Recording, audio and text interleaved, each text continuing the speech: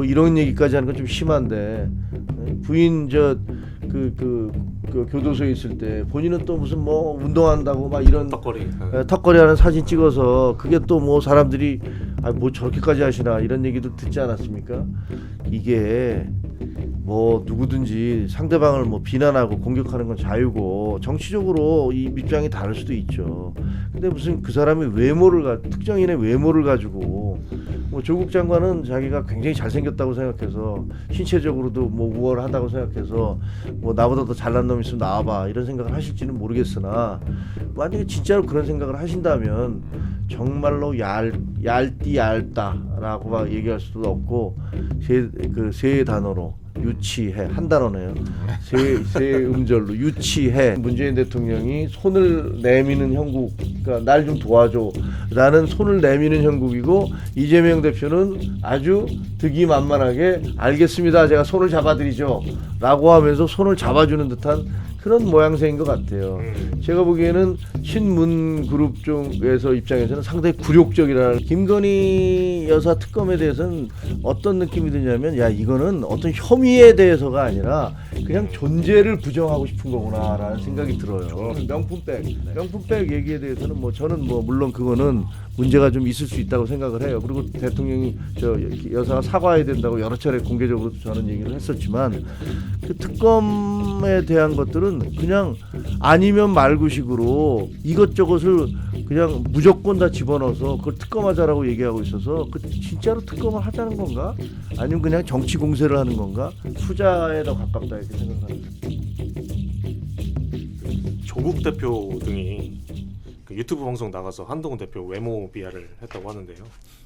좀 이런 식의 좀 민심 공격에 대해서 좀 어떻게 생각하시는지. 뭐 외계인이라고 그러고 진성준 그 정책위 의장은 네, 일단 그다음에 뭐 진성준 그 의장은 좀 사과를 하긴 했습니다. 사과를 공개적으로 했어요. 네. 근데 이제 조국 저 대표 같은 경우는 뭐 얇다 이렇게 얘기를 했어요.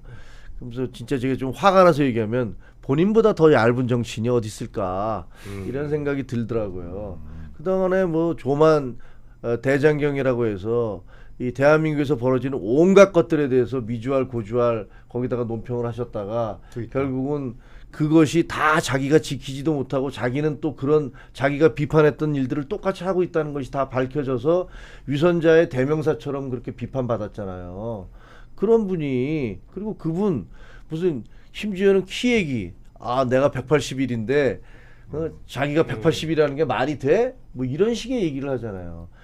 요즘은요 남녀를 구분할 것 없이 어떤 사람에 대해서 외모라든가 뭐 뚱뚱하다든가 말랐다라든가 키가 크다든가 작다든가 뭐가 어떻다든가 이런 거 얘기하면 안 된다는 건 이건 지금 정도 되는 우리 사회에 있어서 상식 아닙니까? 네. 그런데 무슨 뭐 누가 뭐 키가 어떻고 뭐 내가 180인데 자기가 180이라는데 나는 안 믿어지는데 그다음에 또 웃으면서 무슨 사진에 보니까 자기가 크게 그 국회의장하고 만날 때 사진인가 자기는 앉은 거 보니까 저 등치가 크고 이렇게 좀 작아 보이는 그 사진 각도에 또 다 다르잖아요. 그러더니 그걸 보고서 뭐 사진을 보니까 뭐 제가 크다는 게 뭐 입증이 된다는 식의 얘기를 하시더라고요. 얼마나 유치합니까? 예? 그리고 옛날에 뭐 조국 사태 한참 났을 때 자기 집에 케이크 사고 들어가는 거 그거 무슨 지지자들이 그걸 사가지고 들어가시는 모습으로 하면은 뭐 좋을 텐데 하니까 진짜로 케이크 사가고 들어가고 뒷모습 찍어서 그걸로 막 홍보하지 않았습니까? 그 부인 뭐 이런 얘기까지 하는 건 좀 심한데 부인 그 교도소에 있을 때 본인은 또 무슨 뭐 운동한다고 막 이런 턱걸이하는 사진 찍어서 그게 또 뭐 사람들이 뭐 저렇게까지 하시나 이런 얘기도 듣지 않았습니까? 이게 뭐 누구든지 상대방을 뭐 비난하고 공격하는 건 자유고 정치적으로 이 입장이 다를 수도 있죠. 근데 무슨 그 사람의 특정인의 외모를 가지고 뭐 조국 장관은 자기가 굉장히 잘생겼다고 생각해서 신체적으로도 뭐 우월하다고 생각해서 뭐 나보다 더 잘난 놈 있으면 나와봐 이런 생각을 하실지는 모르겠으나 만약에 진짜로 그런 생각을 하신다면 정말로 얇디 얇다라고 막 얘기할 수도 없고 세 단어로 유치해 한 단어네요. 세 음절로 유치해 이렇게. 이 문 전 대통령 수사를 계기로 친명계랑 친문계가 좀 결합하는 계기가 된 것 같습니다. 맞습니다. 그래서 이런 움직임을 좀 어떻게 보고 계신지요? 뭐 속담에 적의 적은 친구라고 했으니까 사실 뭐 친명계와 친문계가 서로 가까웠지는 않았잖아요 그동안에. 왜냐하면 공천 학살을 통해서 친문계를 다 날려버리지 않았습니까? 그러니까 아마 친문계에서는 속으로 뭐 표현이 좀 그렇습니다만 이를 갈고 있을 거예요. 그런데 문재인 대통령이 지금 뭐 자기 따님과 관련해서 여러 가지 뭐 문제점들이 부각되고 있고 이게 잘못하면 사법 처리를 받을 지경이다라는 그런 전망까지 나오고 있기 때문에 결국은 제가 보기에는 문재인 대통령이 손을 내미는 형국, 그러니까 날 좀 도와줘라는 손을 내미는 형국이고 이재명 대표는 아주 득이만만하게 알겠습니다. 제가 손을 잡아드리죠. 라고 하면서 손을 잡아주는 듯한 그런 모양새인 것 같아요. 제가 보기에는 친문 그룹 쪽에서 입장에서는 상당히 굴욕적이라는 생각이 들 것 같아요. 굴욕적이다. 네. 왜냐하면 친명계에서 재명인의 마을인가 거기서 그런 얘기 하잖아요. 그 앞에 가서 시위하겠다. 양산에 가서 시위하겠다. 왜 이재명 대표 발목을 잡어? 당신 때문에 전임 대통령 문재인 당신 때문에 우리 이재명 대표가 얼마나 힘들어. 뭐 이렇게까지 얘기하는데 이게 얼마나 굴욕적입니까? 근데 그럼에도 불구하고 본인이 이제 나를 좀 구해줘라고 손을 내미는 것 같아요. 그러니까 이제 겉보기에는 둘이서 이제 결합하는 것 같아요. 근데 속내를 살펴보면 이제 누가 우위에 서 있는지 뭐 영어로 얘기하면 누가 텁덕이고 누가 언더독인지가 분명히 드러난 거죠. 네. 이 지금 민주당은 대책위도 꾸리고 하면서 이제 그 전면에 나서 가지고 이제 검찰을 좀 압박하려고 하고 있습니다. 그런데 그런 상황에서 문재인 대통령을 검찰이 좀 직접 소환 조사도 할 수 있다고 보시나요? 그거는 뭐 저 수사 결과에 따라서 근데 뭐 소환 조사까지 하겠습니까? 뭐 그건 아닐 것 같고 뭐 가서 조사를 하든가 뭐 이렇게 할 것 같은데 저는 이재명 대표의 민주당이 문재인 전 대통령과 그 가족을 뭐 아주 철저하게 막아줄 것이다라는 생각은 안 해요. 그런 신용만 할 거라는 생각을 합니다. 아, 신용만 한다. 예. 그러니까 지금 뭐 그 TF 팀장이 친명계의 핵심이 되셨잖아요. 네, 맞아요. 예. 그게 왜 그랬겠습니까? 원래대로 하자면 친문계를 맡겨놨겠지. 안 맡기잖아요. 그래서 적당한 선에서 계속 친문계가 나 좀 살려줘라는 얘기, 손을 뻗을 SOS를 청할 수 있을 정도로 계속 만들어 가지 않을까. 그래서 너무 전면에 나서서 방어를 하지는 않을 것이다. 뭐 친문계가 망가지는 게 친명계 입장에서 나쁠 게 뭐 있겠습니까?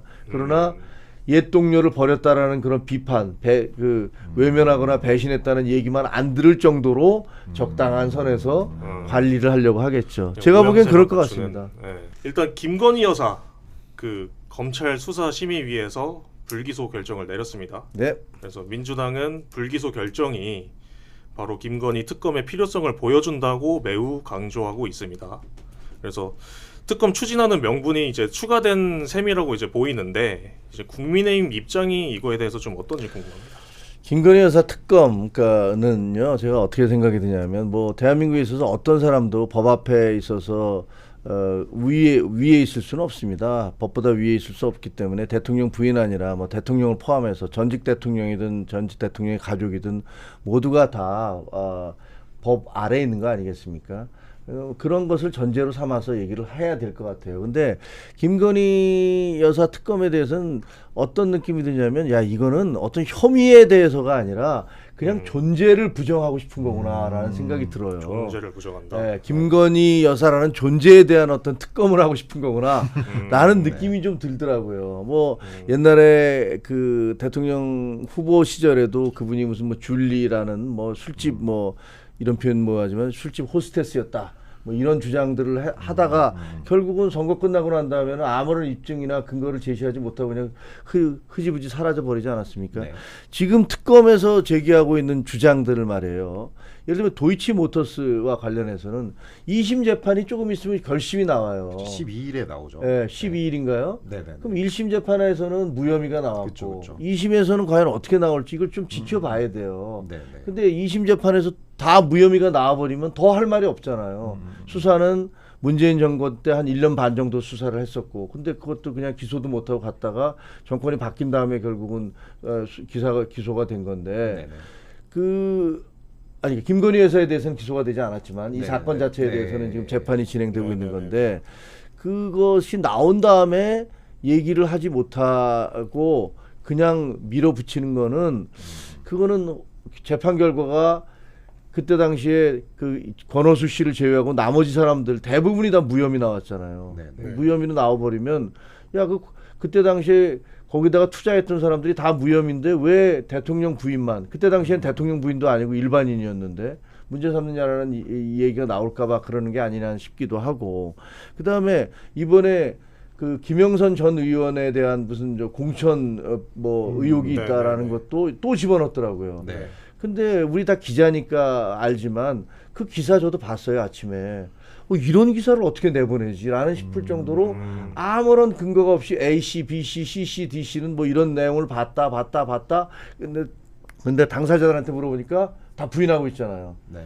근데 그러면 거기서 그런 그 텔레그램이 오갔다면 거기에 대한 캡처본이라도 뭐 좀 보여주면서 제기하면 모르는데 그런 것도 없이 그냥 카더라식의 어떤 그런 보도를 했는데 그것도 특검에다 또 집어넣더라고요. 그 국민의힘에서 추가적으로 더 알아보신 게 있으신가요? 그 사안에 관련해서 공천 개입 의혹. 아니 저희는 그쪽 자체가 그 문제를 제기하는 쪽에서 의혹을 제기해야지 뭐 구체적으로 이게 있어라 그러는데 저희가 보기에는 그냥 허무맹랑한 얘기를 하고 있는데 저희가 시간과 돈과 뭐 그걸 다 들여서 그걸 다시 또 뭐 마치 우리가 무슨 죄를 지은 것처럼 예를 들면 너 죄 지었어 뭐 이렇게 얘기하면 무조건 나 죄 안 지었으니까 내가 조사를 해볼게 이렇게 얘기할 수 없는 거잖아요. 네. 그럴 만한 사안이 아니라고 좀 보신 거예요. 아니 그 특검에 대해서 너무 지금 주장하는 게 그 뜬구름 잡는 소리 도이치모터스 또 삼부 토건에 무슨 주가 조작 의혹이 네네. 있다라는 건데 그것도 황당하게 짝이 없는 게 삼부 토건의 지금 오너도 아니고 전임 오너가 여기 그 이종 저 도이치모터스에 관계돼 있는 사람과 아는 사이다. 이종호 대표. 네, 이종호 네, 네, 대표와. 네. 그러니까 이 지금 현재 대표는 바뀌었어요. 여기서 주가가 상승했다고 그래서 의혹이 제기된다고 하니까 이거는 결국은 이종호 대표하고도 무슨 관계가 있는 거고 그러면 이종호 대표를 아는 김건희 여사도 문제가 있는 거다. 아니 이게 어떻게 특검이 될 수가 있어요. 그러니까 이런 식의 뭐 여러 가지 그다음에 명품백 네. 명품백 얘기에 대해서는 뭐 저는 뭐 물론 그거는 문제가 좀 있을 수 있다고 생각을 해요. 그리고 대통령이 저 여사가 사과해야 된다고 여러 차례 공개적으로도 저는 얘기를 했었지만 네네네.